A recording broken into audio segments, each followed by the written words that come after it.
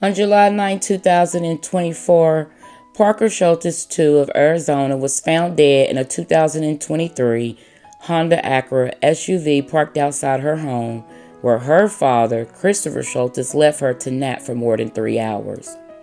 Chris, 37, admitted he had a lot of bad habits. He was an addict who drove at high speeds with his 3 daughters in the car after he had been drinking, and he let them nap inside the vehicle on blistering hot days while he played video games and watched porn. He admitted to all these practices in the months leading up to Parker's death. On the morning of Parker's death, Chris had been trying to schedule a doctor's appointment and decided to drive down to their office with Parker since he was having trouble reaching the doctor by phone. On his way back home from the office, he stopped at a gas station and a grocery store. Video footage showed Chris at the gas station on West Twins Peak Road from 12:07 p.m. to 12:10 p.m. He walked to the beer cooler, grabbed 3 cans of beer. He then goes to the restroom where he spent a few minutes before exiting with fewer beer cans than he went in with and leaving the store without paying for them. Chris then drove to a grocery store on North Thorndale Road, where cameras showed him entering alone at 12:40 p.m. He spent several minutes in the store before he went to self-checkout to pay for 2 jars of salsa, tortillas, tortilla chips, and iceberg lettuce.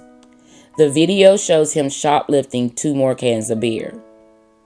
The pattern of behavior raised serious concerns about his judgment and priorities, especially considering that Parker was left unattended in the car the entire time. Finally, Chris pulled into their home driveway at 12:53 p.m., just in time to meet his 2 older girls arriving home from the trampoline park, even though he told investigators he arrived home about 2:30 p.m. Chris first claimed he left his daughter in the car with the air conditioner blasting for 30 minutes because he didn't want to wake her, and he and the 2 girls went inside. How long was she sleeping in the car out there? I want to say it was no more than 30-45 minutes. And I don't think their air was off that entire time. I think there was a time in between. I had checked on her last, it was still running, she was still sleeping, and then when I went back out, the car was off. The first responders tell the dad his daughter's condition. She's very hot right now, and we're going to do everything we can. The dad again buries his head in his hands. Oh my God. While other children played inside, Chris surfed the internet for men's clothing and porn from 2 p.m. to 2:30 p.m. He later zoned out on video games for more than 3 hours. Chris never went outside to check on Parker until his wife came home around 4 p.m. and asked, "Where's Parker?" At that moment, he realized that he had left Parker in the car. He brought her into the house, and his wife started CPR in an attempt to revive her. What are you reporting? She was in the car sleeping. She's unresponsive. Okay. And who is she? Please. Who My is daughter. My daughter. Please. And this was out in the driveway? Yes. Is she still breathing? No, she's not breathing right now. Okay, we need to start CPR right now. Yes, we are. We're starting CPR, yes. Oh my God. How long has it been? Half hour.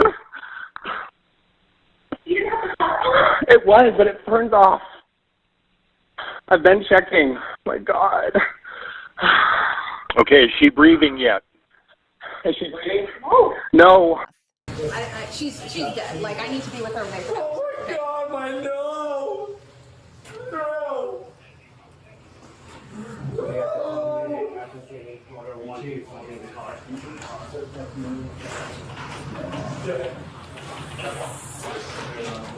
She's dead.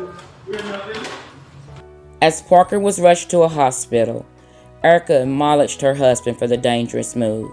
"I told you to stop leaving them in the car. How many times have I told you?" Erica said in text to Chris while she was on the way to the hospital with Parker. The National Weather Service recorded the high for the day at 109 degrees, and Parker's body reached 108 degrees by the time paramedics got to the scene. According to his wife, who was an anesthesiologist, Chris was deeply engrossed in video games, often to the point of neglecting his responsibilities as a father. Text messages exchanged between him and Erica revealed her growing frustration with his reckless behavior. His two other daughters in the home, ages 9 and 5, told police their father regularly left all of them alone in the car, an indicator of how this neglect had become an habit. After Parker died, her older sisters were interviewed by detectives. A report states that one of her older siblings started the interview by saying, quote, her dad has accidentally left Parker in the car and that her mom had tried to do CPR, but that she didn't know that she was already dead. The girl then added that her parents had told her to tell investigators something very specific. The report said that her mom and dad told her that she needed to go there today so she could talk to them about how her baby sister died, and that she needed to tell them that he is a good dad and that it was just an accident. The girl continued and said that her big sister, her mom, grandma, uncles, her papa, basically her entire family, had all told her that her dad was a good dad and that this was an accident. At one point, she called it a little accident. Several times, the girl said that her dad, quote, was going to get her baby sister but forgot on accident, and that sometimes you can get distracted very easily. The younger Scholtes daughter was asked what her dad was doing. She said he was bringing in food from the car, like chili, cheese, bacon, sausage, and eggs, and he became distracted.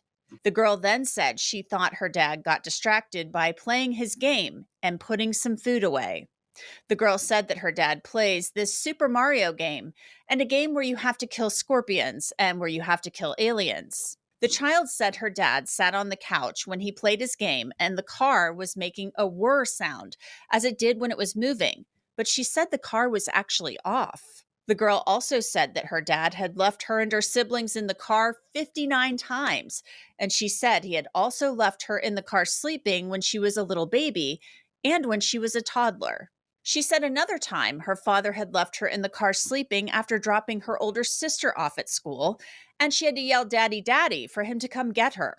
That time, the girl said her dad was also playing video games. The girl also said that, quote, usually her mom will get mad at her dad when he does something he's not supposed to do, like drink too much beer. He still drinks too much beer, and he keeps leaving us in the car when my mom told him to stop doing that. That's how my baby's sister died. The older sibling was also interviewed by investigators. The report said the girl told detectives that her dad is actually innocent and that her parents told her to tell the truth. The report says, when I got back, he was taking groceries out of the car, and then he turned off the car, and my baby sister was in there. And my mom came home, and she started talking and said, "Where is the baby?" And we started looking around the house, and then my dad started screaming because he walked outside and he saw that she was still in the car. The girl said that her dad takes care of them really well, but that he does play video games and that he had played them that morning. Then the girl told detectives that she knew her dad had turned off the car because he told me about, like, the story of how she died. He said that he was about to get her, but he kind of got distracted. He turned off the car and did not realize she was in there.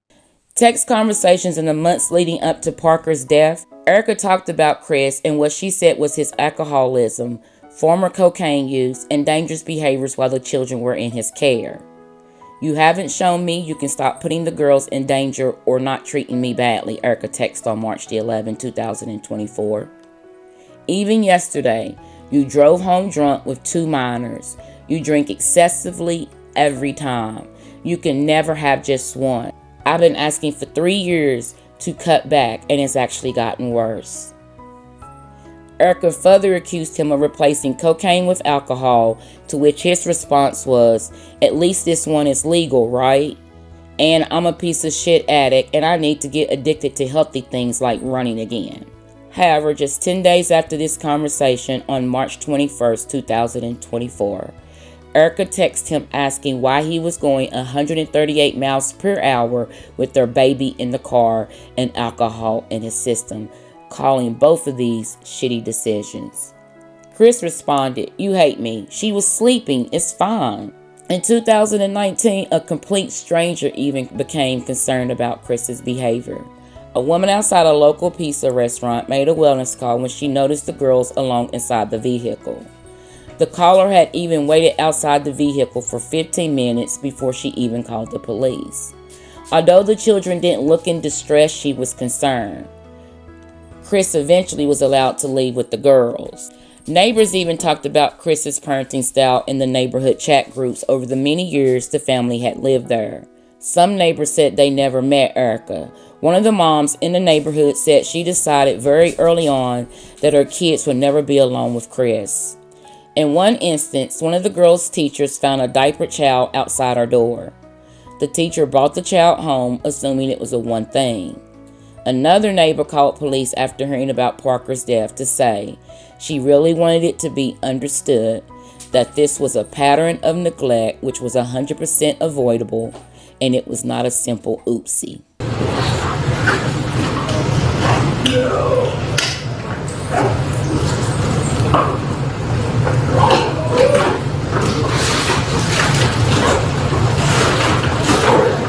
They're going to Northwest.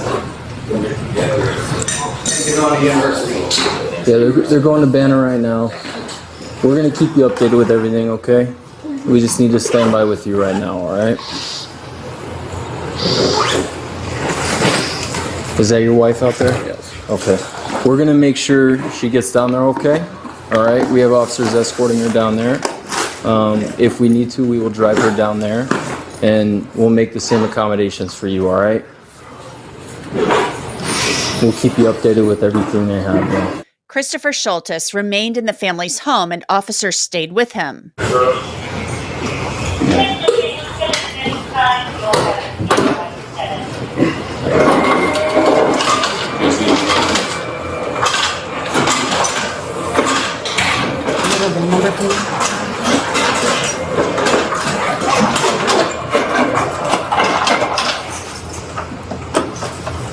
Thank you.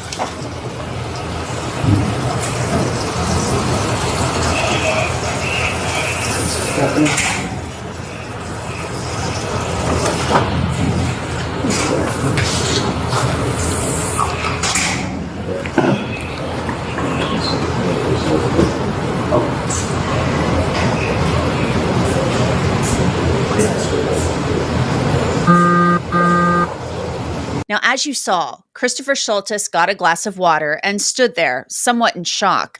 Then his wife called him and told him that she wanted him to come to the hospital. She wants me to try and get her right to the hospital. Hey, we'll accommodate that for you, all right? We're just gonna need to get a statement from you about what happened, what's been going on. Obviously, I know this isn't easy for you, okay? It's not easy for anyone around right now. We're gonna keep you updated with everything we hear. Do you want to sit down somewhere? Where would you be most comfortable? Sure, like... You want me to refill this for you?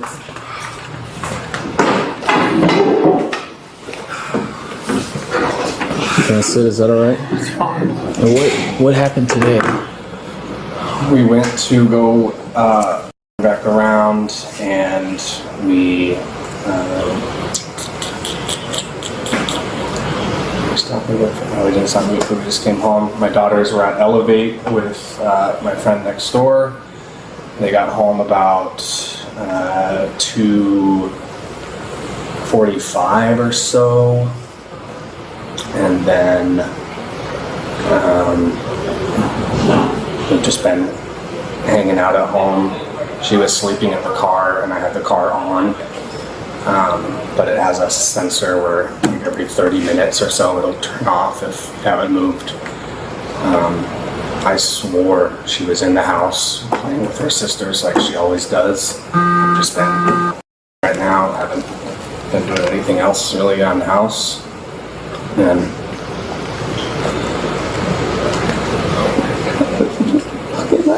like What time? Well, we never do this anywhere, but I'm home, right? Like you're home, you're safe, your kids are home. Scholtes then explained why he parked in the driveway and how long Parker was in the car. I'm sorry this is all going on. we always park that car in the No, garage usually, but I just got a Peloton recently, and the Peloton is in the garage now, so that's why it's not even in the garage. But And how long was she sleeping in the car out there? I want to say it was no more than 30, 45 minutes. And I don't think their air was off that entire time. I think there was a time in between. I had checked on her last, it was still running, she was still sleeping, and then when I went back out, the car was off. That statement from Christopher Scholtes will become important later, according to police and prosecutors, because they say Parker was in the car far longer than 30 to 45 minutes, and that home security video proves that Parker was actually in the car for 3 hours. After Christopher Scholtes gave a statement to the officer, a first responder told him about how they tried to help Parker. We weren't able to change anything for her. She wasn't breathing on her own. We didn't have a pulse. So we continued the CPR and in order to try to regain that. And our Scholtes is reminded to meet his wife. Chris, your dogs, are they usually outside dogs? No, I just put them out for you So guys. let's go ahead and get those inside. Scholtes then prepares to get ready to go to the hospital, but it didn't go as he had planned. Just to let you know, I don't want to feel like we're intruding, but we're gonna have to stand by with you for a while. All right. Is there a reason why? So any death we have to treat like a crime scene. I know this is extremely difficult for you. This is a normal process that we have to follow through with. I don't want you to be blindsided by anything, but that's what's going to be going on for right now, okay? So I'm being treated like a murderer? No. I just lost my baby. Not at all. I know that. And I know this isn't easy for you. That's why I'm trying to be straightforward and honest with you, okay? I don't want to keep any secrets. I don't want to hide anything for you. Someone's going to talk to you about what happened, though. All right?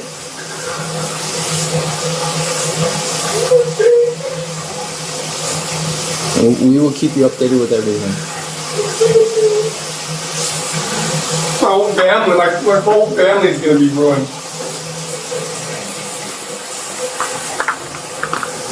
Would it be all right? Shower. So we can't let you do that right now. We have to stand by with you. Okay? As soon as you can, we will let you You know. can stay in the room if you want, but I'm not gonna talk to you. I know this isn't easy for you, but the quicker we get this done and finish up, the sooner you can be with your wife. All right? I'm trying to rinse off you. so I can go to the I know, hospital but to be with my wife. we're not going to shower or anything right now. You need to stand by with us. I don't understand why. Okay? Just to explain, the officers are treating this like a crime scene, so they can't let Christopher Scholtes shower because at this point, they really don't know what they're dealing with. They can't let him possibly wash away evidence of a crime, and he is not happy that he cannot shower. Please. I don't understand why. I tried explaining that to you. We just need to stand by And with I'm you. standing by. Why can't I take I a know. shower while you stand by? What is... It's not necessary right now. Okay. I'm not going to stand here and watch you shower. There'll be time for that, but it's not right now, okay? The officers stay with Scholtes, but he wants to go to the hospital, but they don't let him leave. If I go with you guys, can we leave now? Not right Is now. that what the delay is? What's the delay? So we're waiting on some of our detectives to call right now. So we're just For me. And they've been here since. to find out, like you said, to get a statement. At one point in the video, you can hear one of the officers tell another officer about what Scholtes told him about leaving Parker in the car. Scholtes later tells a detective what happened. Oh, I gotta get home because the girls are gonna probably head back soon. So we got home, and the girls weren't home yet, but baby was sleeping in the car. And so I had taken some stuff inside, and I had came back out, and the girls were there. They had just pulled up. And so they came inside, and I checked on the baby. She was still sleeping. And then came back inside, and that's where I just kind of like, I was, I don't know, thinking that she was playing with her sisters. I think that me coming home and thinking that, you know, the girls were going to be home, so I got to like come back in and out kind of thing. I don't know what like caused me to do it, but no, I just, we're at home. Like you think when you're at home with your kids, like you're safe, right? Now, you heard Scholtes say that he had checked on Parker, and the last time he had done so was around 2:30 that afternoon. His wife arrived home around 4. And then, had you done anything like this before, where you just let her sleep in the car or anything like that? No, that's normally, I mean, I have the girls with me usually, and the girls are always, you know, good about like Dad, get the baby, you know, like we'll all go inside together. But yeah, the only time it would ever happen would be like at home in the driveway kind of thing.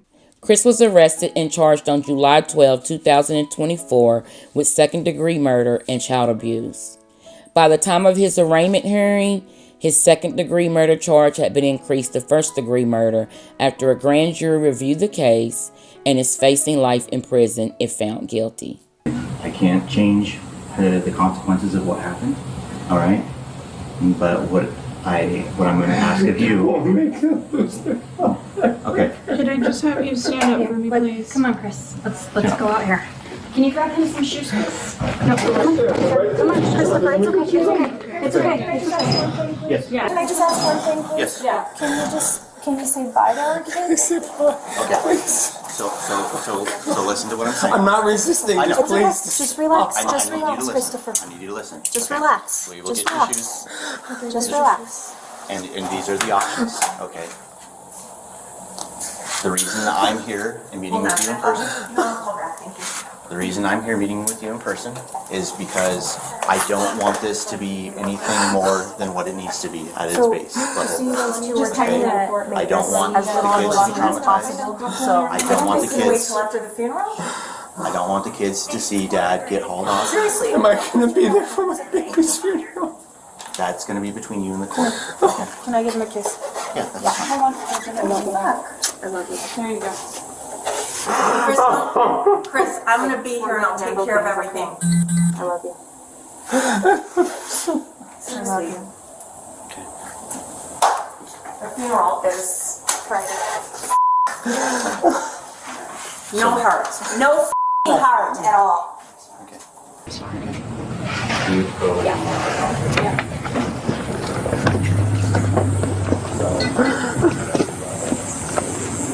Do you have anything that says you're not anything on you, like inappropriate with your daughters? Okay.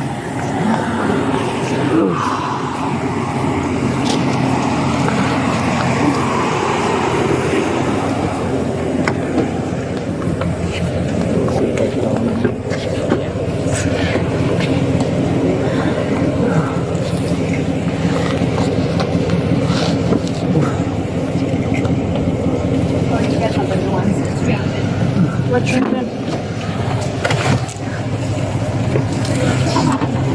Christopher, are you willing to talk some more with us? No. Prosecutors believe Chris intentionally killed his daughter. They argue that Chris's neglect was not an isolated incident, but part of a long history of irresponsible behavior exacerbated by his video games and alcoholism. Defense attorneys, however, sought to portray Christopher as a man overwhelmed by stresses of life, struggling to balance his responsibilities while battling his addiction. Now, Chris had an older daughter. He did not meet her until she was 5 years old. After a bitter custody battle and against her wishes, she was in Chris's custody for 5 years, which she described as a nightmare. Makes plenty of sense. I'm surprised that it didn't happen sooner. Those are the words of Christopher Scholtes' own daughter from a previous relationship, reacting to the death of her 2-year-old half-sister, Parker, that died after being left in a hot car for hours at Scholtes' Marana home earlier this month. First time he did it was with me when I was younger than 7. She is now 16. She doesn't want us using her identity for safety concerns, but tells me she has many memories of being left in a hot car. One time while her father was working, she says she spent several hours inside of the car. I had to go sit out in the car for 4 to 5 hours and continuously had to restart the car. I'd only eaten once that day. She's a type 1 diabetic, so that proved to be dangerous for her. She says her 3 other surviving half-sisters were also constantly left alone inside of the car. Not even just because of the heat, but so many other things could happen, leaving a child unattended in a vehicle. It's so insane. Your call has been forwarded to an automatic voice message system. The News 4 Tucson investigators called Scholtes. It went straight to voicemail. We left him a message, but never heard back. Scholtes' 16-year-old daughter went through a bitter custody battle between him and her mother, who passed away in May. The News 4 Tucson investigators obtained these documents tied to the case. She says she didn't even know her father until she was 5, and against her wishes, she says Scholtes was able to get custody over her. She spent 4 years with him and his wife, Erica. She described those years as a nightmare. It genuinely has changed me as a person. I'll never be the same person I was before I moved in at their house. In 2021, she even tried to kill herself because she didn't want to live with her father.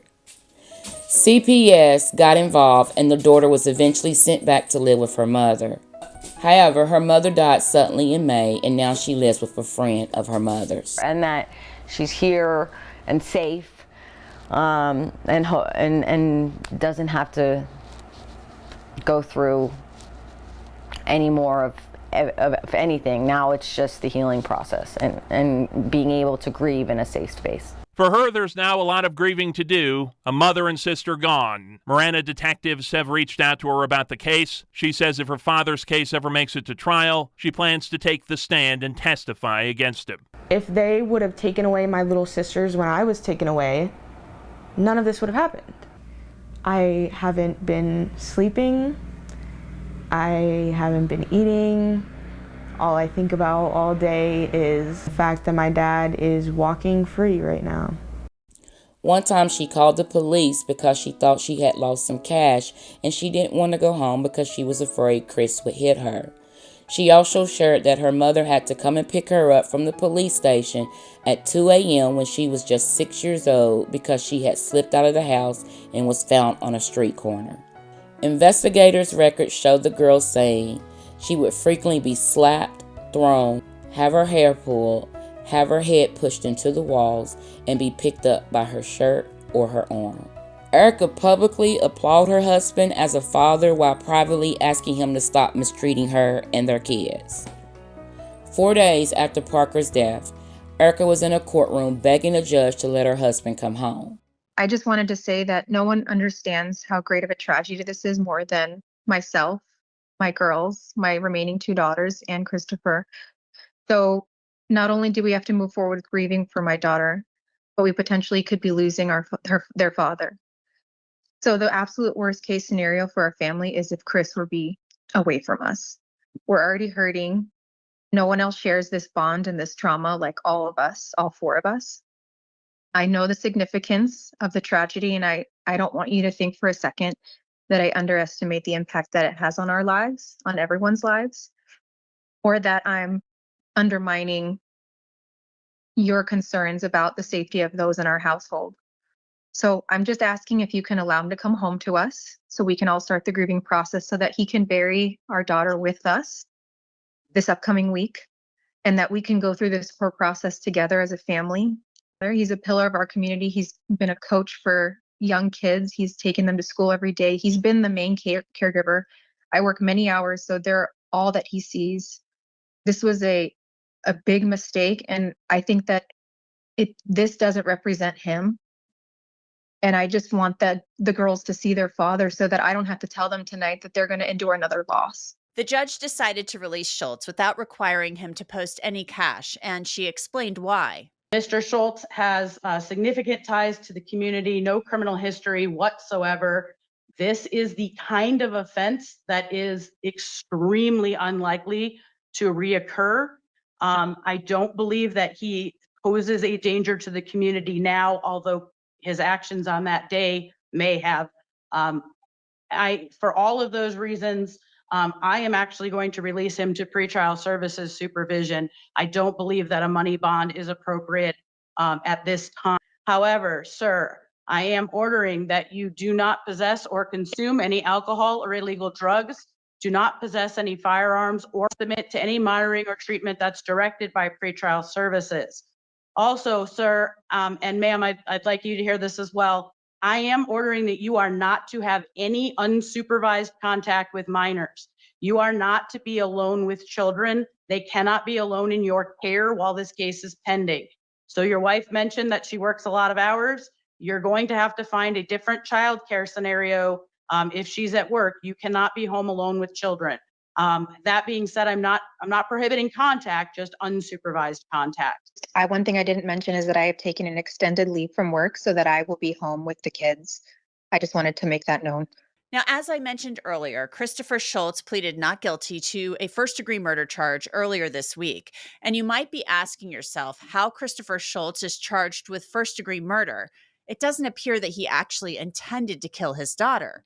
But since there is an underlying felony of child abuse that he's facing, that charge, prosecutors could argue that Parker's death actually fits a first-degree murder charge. The case is scheduled for a case management conference next month. So I'm not for sure when this case is going to trial or if it ever goes to trial. I don't know. He may plead out. I'm not for sure, instead of putting it through a trial. The evidence against him is horrible. I totally agree with the first-degree murder charge. What do you think? Do you think he should be charged with first-degree murder or just manslaughter? Put in comments what your thoughts are about the charges of this case. Now, there is a petition going around in Arizona requesting to revoke Erica's medical license because of the support she's given her husband in this situation. Part of the petition reads, "To allow such a person to hold a medical license sets a dangerous precedent. Therefore, we ask for immediate consideration of the revocation of Dr. Erica Scholtes' medical license by the Arizona Medical Board. We cannot allow such endangerment to the welfare of children to go without consequence. It is for the protection and that of our community that we demand this action." To me, Chris seems very childish. He just wasn't responsible at all. And it just didn't start with these 3 girls that he had with Erica. This was the issue he had long before that. And it just got worse and worse until it blew up in his face. Now, this incident reminds me of Araya Renee Page. Araya Renee Page was born on September 4, 2022. She came into the world weighing 4 pounds, 1 ounce, and measuring 17 inches. For 10 months, Araya brought joy and happiness to her family. But the joy of having her around turned to sadness and frustration after her tragic death. Araya died on July 19, 2023 after her babysitter, Rhonda Jewell, picked her up from her home and went to another home where she babysat 3 other children and left Araya in a hot SUV with the vehicle's windows closed and doors locked for 5 hours in 98-degree heat. Araya remained in the SUV for 5 hours until her mom showed up to pick her up and discovered she was left in the hot vehicle. Rhonda Jewell told detectives she forgot that she left Araya in her SUV when she arrived at the home. Rhonda explained that she had become preoccupied with the other children. She also admitted that she assumed Araya was asleep. Since 1990, at least 1,083 children have died in hot vehicles in the U.S. According to the Kids and Car Safety Organization, last year, 29 children across the U.S. died from being left in hot vehicles. Araya's mother called police to tell them that her child was not breathing and that her lips were blue as she went to pick her up around 1 p.m. Deputies found the infant inside the garage laying on the seat of a golf cart and began performing life-saving measures. First responders arrived at the scene and took the child to a local hospital where she was later pronounced dead. Araya was reported having an internal body temperature of at least 110 degrees and an external body temperature of 102 degrees. The temperature in the SUV when Araya was found was 133 degrees. Rhonda, now 48, was charged with aggravated manslaughter of a child, according to a report from the Baker County Sheriff's Office. She was released on a $25,000 bond. Baby's family says they want Araya's death to stand for something that could save other children. So they reached out to state lawmakers, choosing April as Hot Car Prevention Month because this is when it's right before temperatures get really hot in Florida. Senator Jennifer Bradley introduced the measure this week, and moments later, the committee took a vote. As a mother, I cannot even begin to imagine what that family has endured. but their determination and perseverance to make a difference is remarkable. And by your vote, SB 554 is reported favorably. The measure will now likely go through several other committees before it is presented for a vote in the full Senate. Araya's Act, Jen, also calls for the state to sponsor events educating the public on the dangers of leaving a child unattended in a hot car.